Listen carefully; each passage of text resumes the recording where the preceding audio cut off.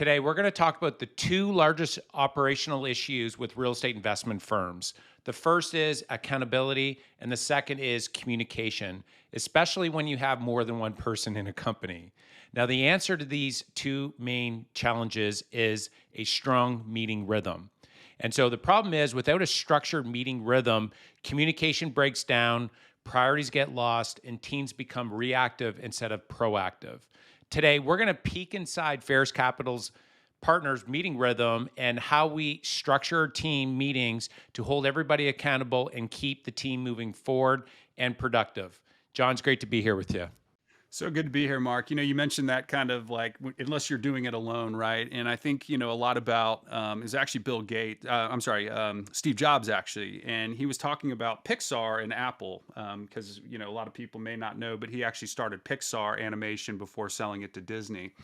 And what he was talking about was his inspiration for how he runs those companies were the Beatles, the music band. And he said, if you look at those guys, those four guys, the way they came together, they kind of were able to balance each other out and sort of maybe reduce their worst instincts and enhance their better instincts. And it was this idea that the total of those four guys together was greater than the sum of the parts. And as you saw when they kind of went off and did solo music, it was always good, but it just never rose to the level of the Beatles. And the reason I'm talking about all this is I was guest on a couple podcasts this week, and one of them just sort of asked, well, if somebody's trying to grow and scale a business, what's the number one thing they need to get right? And I'm like, you got to have the right team, right? And it's just so critical that you have the right people. And so I'm just so thankful for our team. We've got incredible talent. And when you put us all together, what we can accomplish is so much more than any one of us individually could do. And so, yeah, I had to laugh when you said going it alone because, yeah, I just couldn't imagine. These are very complex deals. There's a lot that you have to be mindful of and thinking about. And so when you have that power team like we do, the sky's the limit, right? So anyway, just had to share that little piece there on Steve Jobs. Yeah. I thought that was an interesting No. little comment. Not many business leaders would say the Beatles were his inspiration, right? But there you go. Hence Apple, right? I mean, Apple Recordings was the Beatles' music studio, so that's where that name even came from, right? Yeah. So Well, anyway, you know what, John? Geniuses generally there's a little tweak about them from here, here and there. And so for you yeah, I know you're really big into music as well. And yeah, actually that's geniuses, they have like little, we'll say little things that they love. And maybe they're just people don't know that about them. And I know for yeah, you, music's really, it's a big part of your life and your family's life as yeah. well. And so going back to these meeting rhythms, and so where this all came out for me, anyways, is as we were starting to grow our other business, our real estate brokerage, just north of Toronto. So we started scaling, and we got up to about 100 people. And as we were scaling up, we realized that people are starting to say, you know what, nobody's talking, or they're starting to say, oh, you know what, somebody said this, but I didn't hear about it till it was too late. And it was just one thing after another. I'm like, what's going on? And what would happen is one person would speak to the other person, and then that other person would forget to tell the next person. And there was no sort of like meeting cadence where everybody knew from the horse's mouth immediately. And so we started diving into the whole scaling up methodology by Vern Harnish, where they talk about daily huddles and priorities and scaling companies, and then traction as well by Gino Wickman.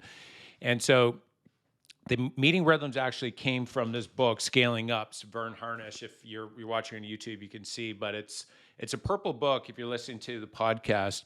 And he talks about how to structure a meeting and a huddle. And so specifically, we're going to dive a little bit deeper into the huddle, and we'll talk a little bit more about our meeting cadence and how we structure our meetings.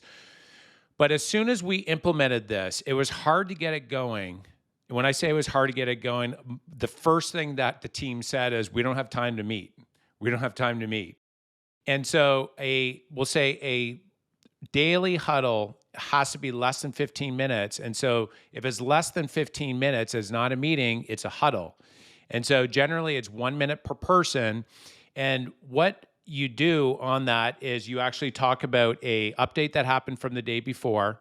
You talk about your number one priority for the day. You talk about your number one metric, and then any stucks or challenges that you're facing. And so by sharing that, and everybody goes down the line, so you could have up to 15 people in a huddle, so it's less than 15 minutes, it's a minute per person. then communication can flow freely through the company on a daily basis. And so what we found was the meetings, the daily huddles saved us a lot of time. And soon the team members, as soon as they got onto it for say a month or two, they realized that they love the huddles. And when they missed them, they're like, "Oh, I missed the huddle. I feel like I'm totally out of the loop." And Yeah. so we saw this huge improvement in communication, and we also found it in accountability because people have to account to their number from the day before, and the best kind of accountability, holding people accountable to anything, is peer accountability.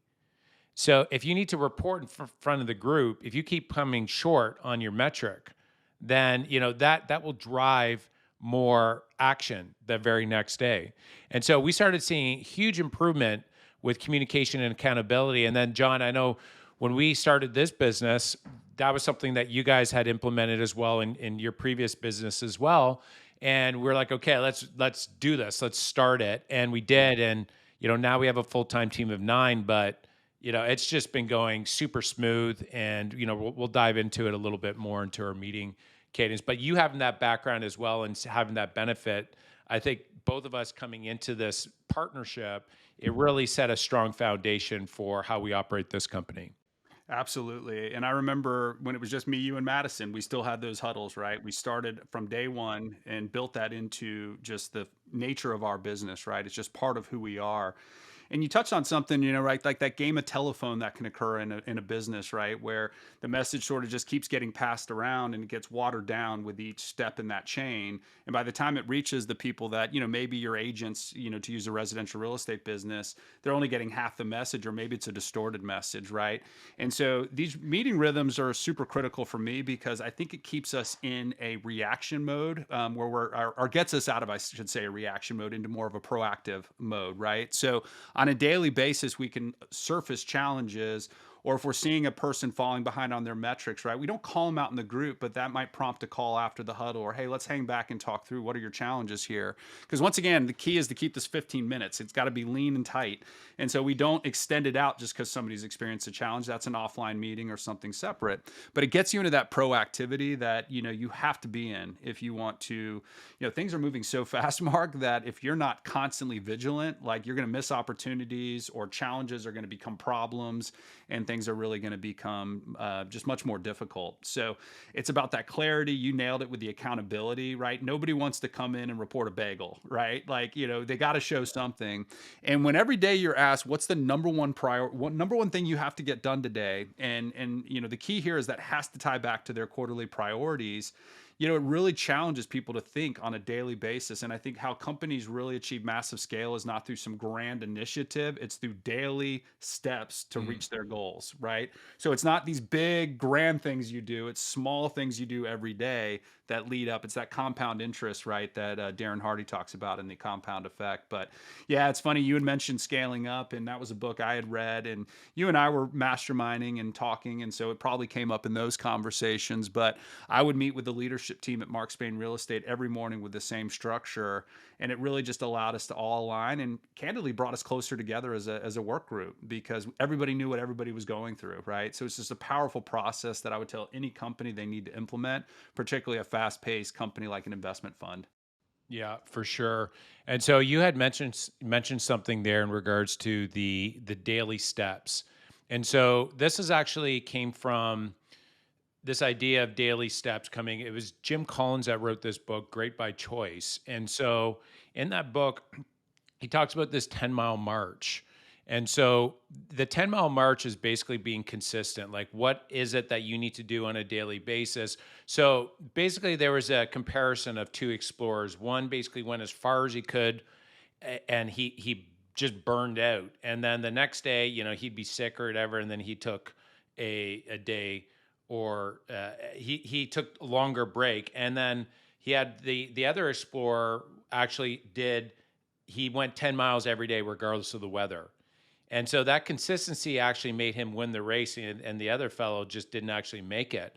And so he wrote that in this book. And so the consistency is the key to long-term success in a company. And the meeting rhythms and the daily huddle in particular is one of those things that we do on a regular basis.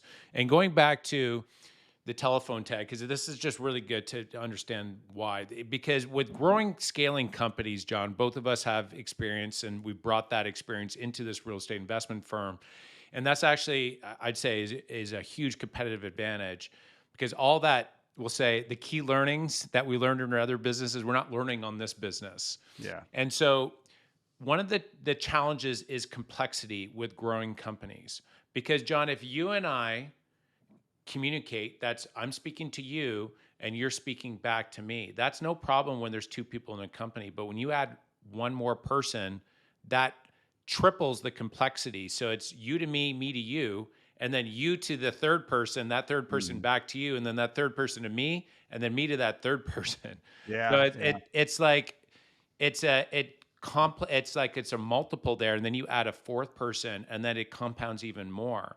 And so one of the things to ensure that companies scale effectively is to mitigate complexity and to simplify. And so it's so simple, this idea of a daily huddle, but by doing that, you simplify communication, you simplify accountability. And so this is, I would say, probably out of all the scaling tools, was the number one effective tool that has saved us countless hours. And so here's some further context for you, is that if somebody on the team has a question, instead of sending an email, most people would, they'll save it for the huddle the very next day. They'll save it for the huddle. And then now when they say it or they ask the question, now when that person answers it with specificity, so not just a generic response, so they have all the details, then everybody in that huddle is now up to date to the moment of what's going on there. And so what you find is that other people start to connect the dots. So they connect the dots and they say, oh yeah, hey, don't forget about this. They might be working on that same project and they hear that this point was brought up and they're like, hey, I'm actually working on that right now. And so you prevent all this extra work, and you prevent at least an hour a day.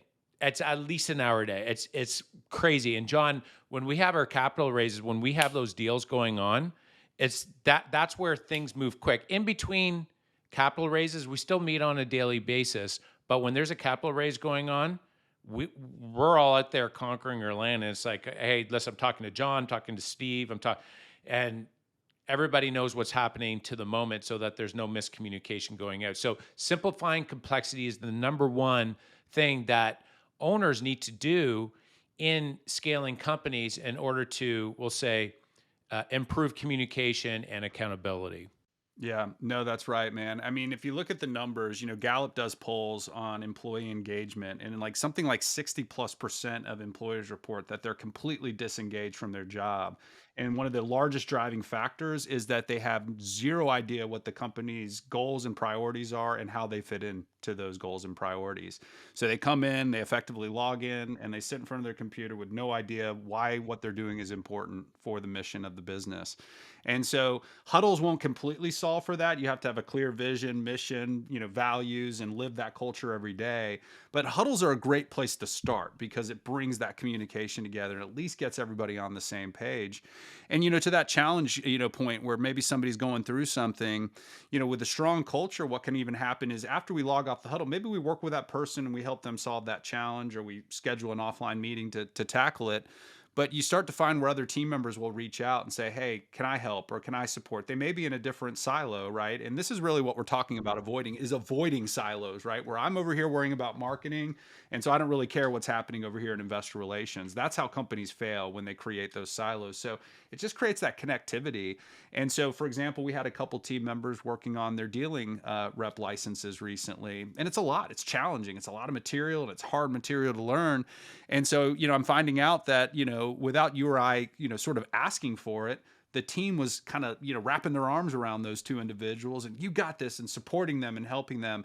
And that wouldn't have emerged had we not have the huddles, right? And so, whether you're remote or in person, these huddles are absolutely critical. We do work remotely. So at 8:30 a.m., we're on the Zoom link every Mm. morning without fail. But if you're in person, you can do those maybe in the conference room or around the, water cooler or whatever. And it's a stand up kind of thing, right? And that helps keep it lean and tight as well. So, I was sharing with you recently, Mark, I invested in a startup, and one of the number one things I recommended was just do the huddles. And here's how you do the huddles. And it was amazing because they wrote it down, they implemented it, and we started to see immediate results in the following quarter. Sales were up, challenges were down, they had less turnover. Was it 100% the huddles? It's hard to say, but I would say it was absolutely a driving factor. So this works for any business, but any business with complexity has to have this approach in my mind. For sure. And so this is where you can actually identify certain team members if maybe they're just having an off day and you can identify, you see it immediate. Yeah. They can't hide it. Or maybe they're disengaged or they're checking emails and you can see their eyes roll and you can see, it's very Yeah. clear if they're engaged or they're not engaged. It's like, "Oh, hey John," or Mm. "Hey Sally," or Yeah. just name the name. It's like, hey, you can pull them in, and so you can identify somebody very quick if they're disengaged, and so that's a very good thing. And we had a team member in the past where it didn't work out, and we were able to identify initially in the meeting cadence, and we were able to call them out, and we dealt with it very quickly. And so if you don't have these meeting cadences, you can have somebody slip through, and that the disengaged number there is very high in most companies. And so you can identify that and then you can move on it because a disengaged employee, many of them will actually work, like they're proactively going against the company's mission. And so that's really good to identify that very early on. And then as owners, it's our job to make sure as leaders in the company that we move on it very quickly because other A players on the team, they see it and they expect you to act on it because if they don't, then they got to, pick up the slack for them. And A players hate that. Oh, absolutely. The other Yeah. thing, yeah, Mhm. no, Well, what I was before just I going to move say, on, Mark, go ahead. yeah, sorry to interrupt there, but yeah, just kind of in line with that, right? So that's such a great example because when you see somebody and they just seem a little bit off, it's actually a great opportunity, to almost practice some empathy. And so what you and I will often do is as soon as the huddle's over, pick the phone up and call that person and say, hey, I just see, is everything okay? I just noticed you're a little bit off today. And what you'll sometimes find out is they have a major personal challenge that they're going through. And so you can at least be that person to lend them an ear and talk through that challenge with them.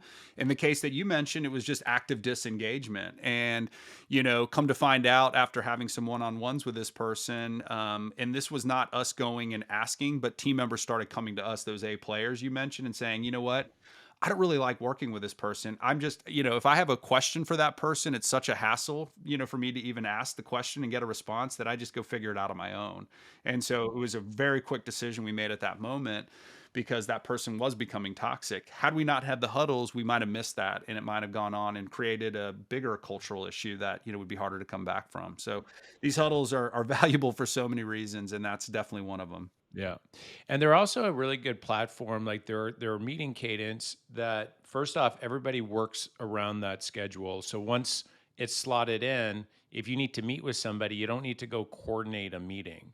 And so that actually takes a lot of time trying to figure out, okay, who's available at what time. And, the whole scheduling of this is just, everybody's going to be there at 8:30 every morning. And from 8:30 to 8:45, you just book that off. And so that saves a lot of energy going and booking all these one-off meetings, and it saves a ton of emails.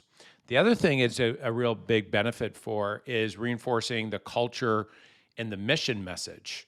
And so that's something, John, from time to time, I'm like, guys, just remember, here's our mission. Here's our BHAG. This is, 10,000 residents. That's who we're going to help here. That's who we're going after. That's who we're going to change lives for. And, best investing experience in the world. This is what we're going after here, guys.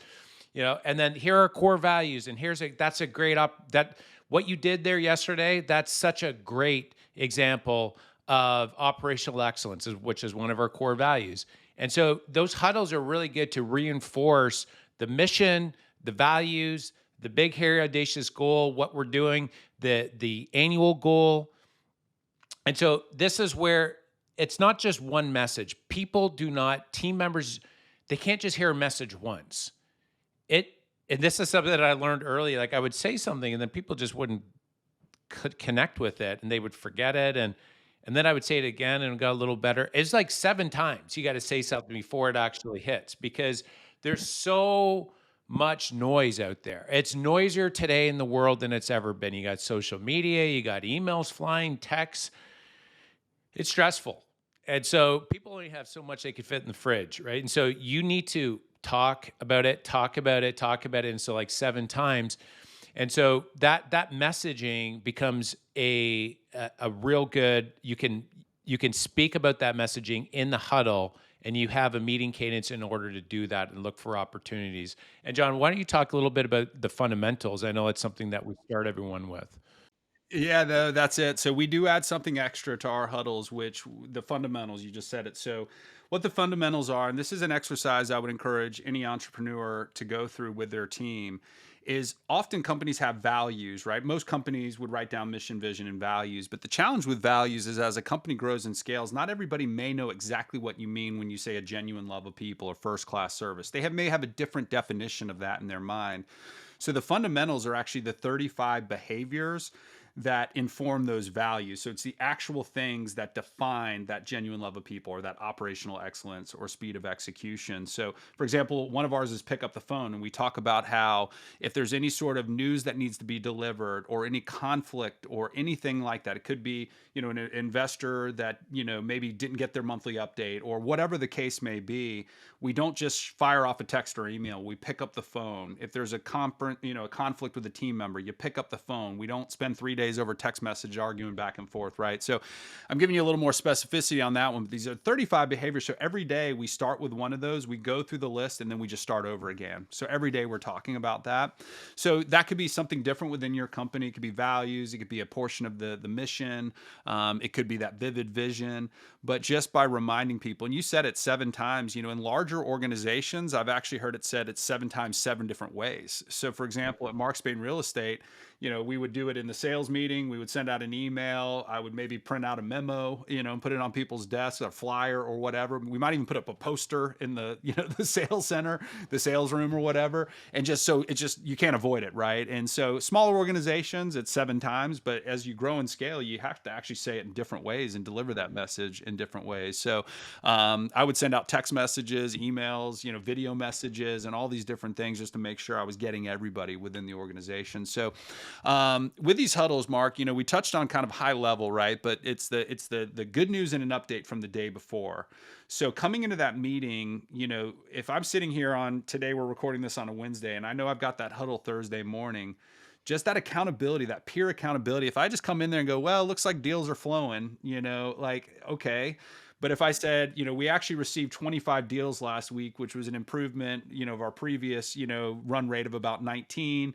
We're seeing deals at better cap rates and da da da da. Spoke to this broker, and it looks like this is the feedback.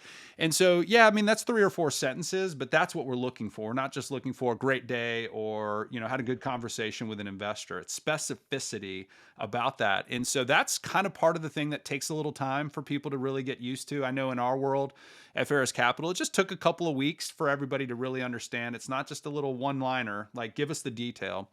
And then we roll down into that number one metric. Now, most of our team members have 3 or 4 metrics, but what's the number one most important metric? So on a previous episode, we talked about Joe, our VP of acquisitions, and his is broker connections. So a certain amount of those on a daily basis. So every team member reports on that. And that goes back to, once again, peer accountability. Nobody wants to come in and say, I just failed. I dropped the ball. Now, if you fall short, what we don't want to hear is excuses. We actually want to hear, what are you going to do about it? So let's just say your goal is 10 connections and you hit 8. How are you going to get 12 today so you get back on track? That's all we care about. It's not about what happened, what excuses, what are you going to do about it? And then that number one priority, right? Like, what are you doing today to make it easier and get us closer to our quarterly goals, right? And so it's just such a powerful process. But to do that in 15 minutes, gosh, Mark, I have friends that work in companies that might spend 4 hours on a weekly meeting and they walk out of there with no sense of mission. They don't understand how they fit in the organization, right? And so that powerful 15 minutes, man, you can accomplish so much. So it's just one of these things that, every business should be considering implementing. There's a book Patrick Lencioni wrote, Death by Meeting. Yeah, that's And right. I think a lot of people think of meetings and they think death, like Yeah. horrible and waste of time. And, to be quite frank, a lot of meetings, they are dreadful. And so, and out there, if you don't run them effectively. And so, actually, Elon Musk has it's interesting. He has this rule of at any point, if anybody is not getting something out of a meeting or it's not being run effectively, anybody can walk out of the meeting at any time. Now, we haven't adopted that, but I mean, the point is as a leader, it's your job to make them effective. And so that's where digging into some of these books and actually running these meetings effectively, the team will start to love the meetings. And so always getting feedback. And so this is where maybe we'll talk a little bit. John, I think we should maybe talk about we'll go deeper on some of these other meetings in regards, but we'll just go high level. What's our meeting cadence there outside? We have a daily huddle, and then we'll dive deeper into each one of these other meetings here in a future podcast there. But why don't you share our meeting cadence outside of our daily huddle? So we have that at 8:30 to 8:45, and then what? Yeah, so on a weekly basis, we have what we call the level 10 meeting. And the concept behind that name, that terminology, is that we want it to be a 10. So when every team member at the end of the meeting, they actually report on a scale of 1 to 10, how effective was this meeting? And so, often you'll never get to 10. That's perfection, right? And so, we ask for why it wasn't a 10. For example, we may have somebody rate us at 8.5, and they're like, well, so and so wasn't able to make it because they were, at a doctor's appointment or something, which we really actively encourage people to not schedule things during those times, but life does happen. So it could be any one of those things. But in the level 10 meeting, it's an opportunity for everybody to come together. And what we focus on there, we go deeper into the metrics. So we review every metric, not just the one most important metric. And then we look at each person's quarterly priorities, focusing on those that are close to falling behind or have fell behind. So we don't review a quarterly priority that's on track and moving forward. But if it's in yellow or red, and the system we use is called Metronome Growth System. So it's a great resource software tool that keeps you organized for these meetings. And you can always go back and review prior meetings, which I do more often than you might expect. And frankly, Mark, there's been times where I'm on vacation and the team is being super respectful and like not reaching out, but me and you're cut from the same cloth. We're still checking our emails and we're still like making phone calls. But I look at that huddle every morning just to see what's happening and what's going on. I don't want to miss out, even though I'm like at the beach somewhere. So I Yeah. still look at the notes, even though I'm on vacation. And so other team members have reported the same. So that level 10 quarterly priorities. And then what we do is the identify, discuss, solve, which we surface a major issue impacting the company. Now, it could not be like, if we don't solve this problem, we're going to die, but just what's happening right now? What's a constraint within our business and how do we solve for that? We discuss it as a team. Then the next phase are the same page meetings. So every direct report of myself, everybody who reports to you, and then, kind of go down to my direct reports if they have people reporting to them. Everybody does these same page meetings. And my approach to those is, what went well last week? What went wrong? How can I help? What was your top deliverable from the previous week? What's your top deliverable for next week? And then we look at metrics, and then we can kind of bring the agenda that maybe the person has. But those are my questions. And then once again, the person has 30 minutes or 45 minutes. It's an hour-long meeting to surface their agenda or anything's on their mind. And then each department has a weekly 1-hour meeting where we dive in and we discuss as a team strategies. And so really, if you look at that, each team member is probably committing themselves to that 15-minute huddle, a 1-hour, level 10, a 1-hour same page, and a 1-hour meeting. So we're talking about a collective total of like 4.5 to 5 hours of meetings in a week. And that's it. And you said it with the huddles, but what we know is with the same page, it's that same approach. If they have something, they'll save it for the same page meeting. Unless it's time sensitive, right? They can always reach out. But it just feels like outside of those meetings, we're locked in and we're focused and we all can do that deep work that is critical to success in today's noisy world. So that's our total sort of like, in a sense, meeting cadence. Now there's occasionally an ad hoc meeting because something comes up, or Shristi, our marketing person, for example, working on a new initiative. So she might, hit me on Slack or email and say, hey, do you have 30 minutes later today? Absolutely. We can make that work. But like I said, more often than not, it's saved for those standing meetings so we can all stay really locked in and focus on our priorities. Yeah, John, that same page meeting is so important. They say that the number one reason why talent leaves businesses is because of the manager. The relationship was severed with the manager, or maybe they didn't even have a relationship, or maybe they didn't even meet with them. And so building a connection, what's going on in your world and outside of business as well, that for A-level talent, that's really important for them. A lot of owners think that the income is the number one thing. The pay that they're getting is the number one thing. And what I found with A players is like that is still important, but it's not at the top of the list, right? They want to make sure that they're in a company that has a strong purpose, right? What is the big mission that we're going after here? Because they want to make impact, right? They want to make sure that they're improving and they're growing. So mastery is really important for them. And then autonomy, they want to make sure they're like, okay, let's meet, make sure you support me when I ask for something, like make sure you can get me what I need in order to run. But outside of that, let me run. Yeah. And so part of that as well is whoever they're meeting with, they want to be able to enjoy the people that they're working around. They don't want, we'll call them a-holes Yeah. we're going to keep this like, G-rated here Yeah. so that we don't get that whole X on the podcast that explicit. Yeah. But the point there is that relationship, especially when you're running fast, because when we have a deal on board, it's pretty much we have like 60 to 90 days, and we're going to put out a new deal, and we're going to raise 10-20 million dollars. And so it can get from a stress standpoint, and even finding deals, it's like you're competing against 30 other operators for these trophy assets, and this is like time is of the essence, and there's a lot of stress there. And so having those deep relationships where you can trust each other means that when we'll say when the rubber hits the road, that you can be truthful with each other and know that even maybe when you overstep, it's a one-off, and they can call you out on that, and they know it's like, okay, you know what, like there's some forgiveness there. But if you don't have a relationship with them and then you overstep, or you're maybe a little bit too aggressive, or you don't, we'll just call it like, think of a relationship as ice. Every week you have the same page, you build thicker ice in that relationship, right? If something comes up down the road, or there's a hiccup, or maybe they get a job offer somewhere else, like that, they're going to come talk to you about it. Like there's thick ice. But with most managers that don't have these same page meetings and they don't have that cadence, there's like very thin ice there. And so it's like everybody's walking around with eggshells. And so that is, I would say, one of the biggest things with same page meetings. They're really important. Everybody in the company should have one with whoever they're reporting to.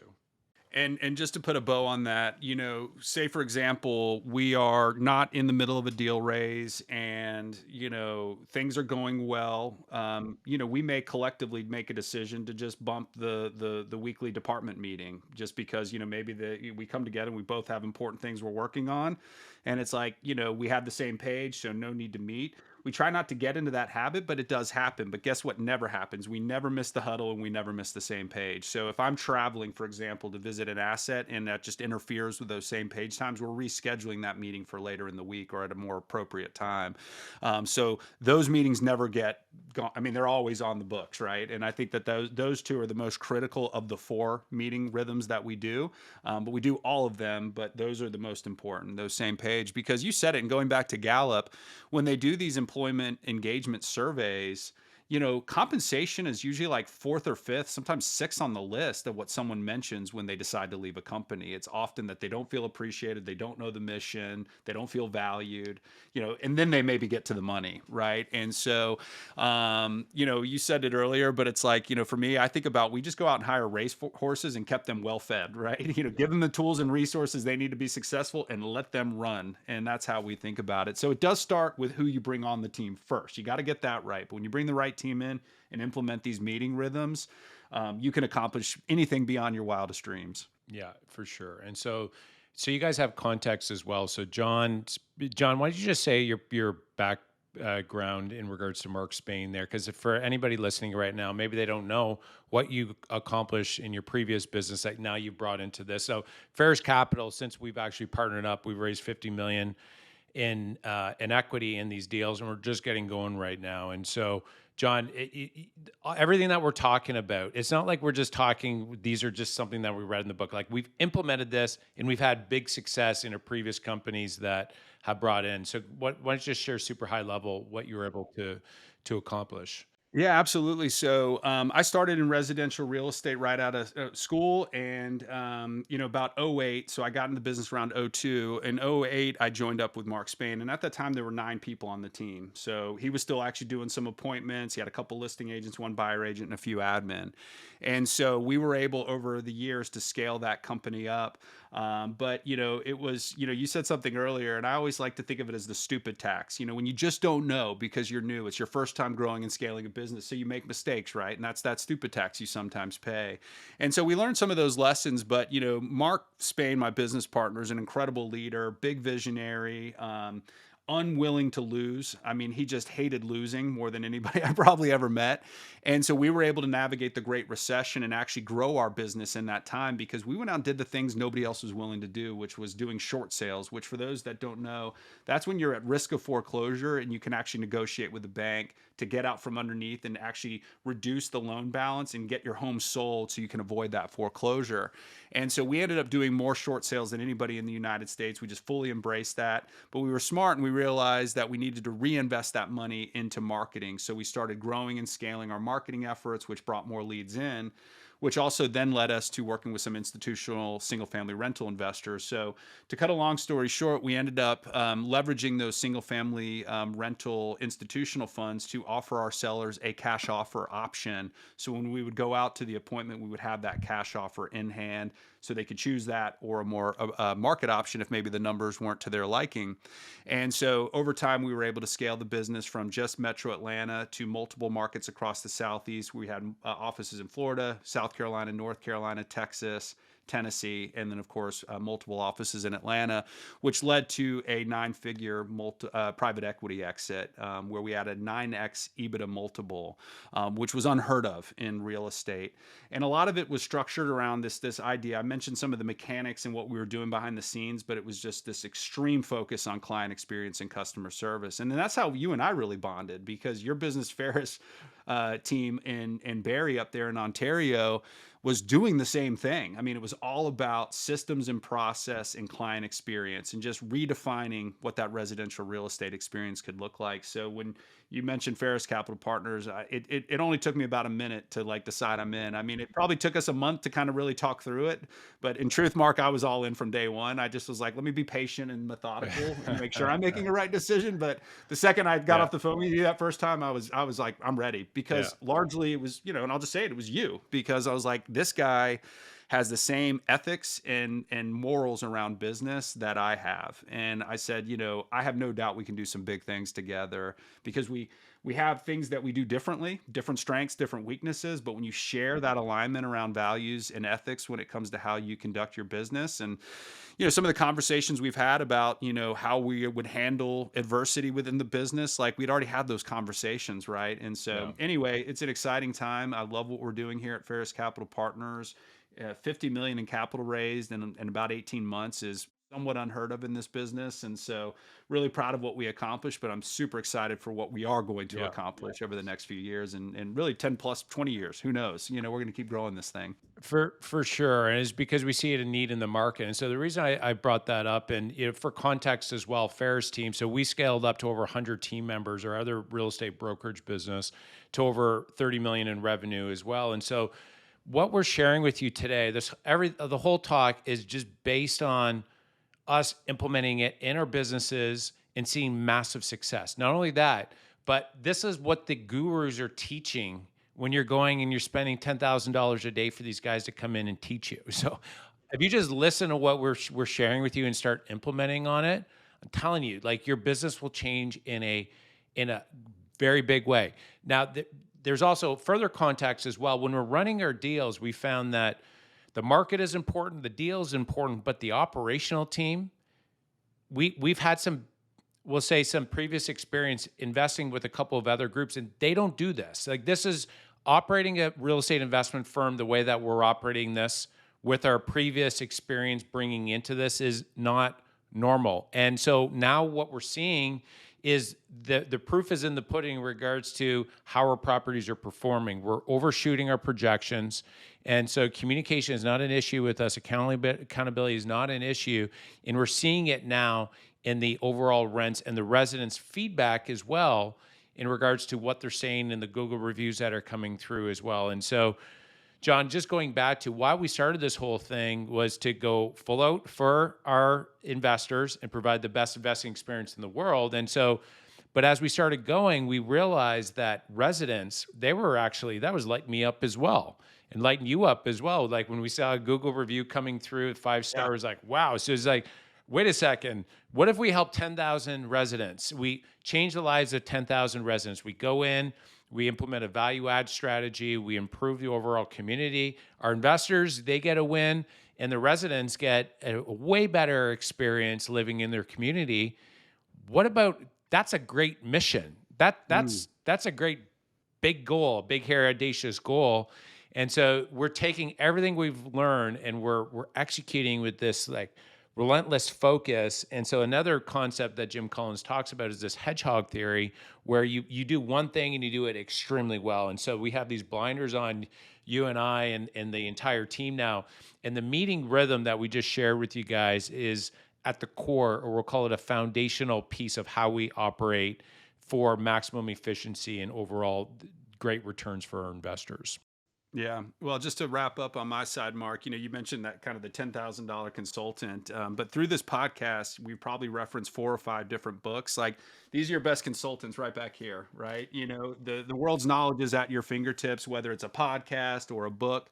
And so that's what I tell a lot of entrepreneurs. Like, not necessarily skip the consultant. Maybe there is a point in your business's growth that you need to bring in some expert for some, kind of a different take on things. But the best, we got all the knowledge at our fingertips on the World Wide Web, in books. And so start with books like Scaling Up from Vern Harnish, Good to Great, Great by Choice, some of these books you've mentioned today, Mark, and you'll be well on your way to success. Right on. And if last thought here, guys, is action. Learning is one thing, taking action on it is another. And so, speaking of which, we are getting closer to our next, by the time this airs, actually, we might actually have our next deal. So make sure you get on the short list. Make sure you reserve for our next deal. Go to fariscapitalpartners.com and make sure you sign up for our reservation list in order to get informed when that next investment comes out. Otherwise, you may miss it, because there are limited spots in our investments when they come up, and they do fill quickly as well. We have a waiting list right now, and we have reservations right now that are just ready to go on that next investment. And we're circling in on 2 properties right now that look phenomenal. And so keep an eye out on that. Go to fariscapitalpartners.com and take action, and you'll be happy you did. Anything else, John, here before we wrap up? No, I think I'm good, Mark. Very cool. Well, thanks for listening, guys. If you enjoyed the show, go ahead and subscribe and share with other high net worth investors that you think will benefit from it. Thanks for tuning in to the Multifamily Investor Playbook. We love and believe in you guys. Keep dreaming and investing big.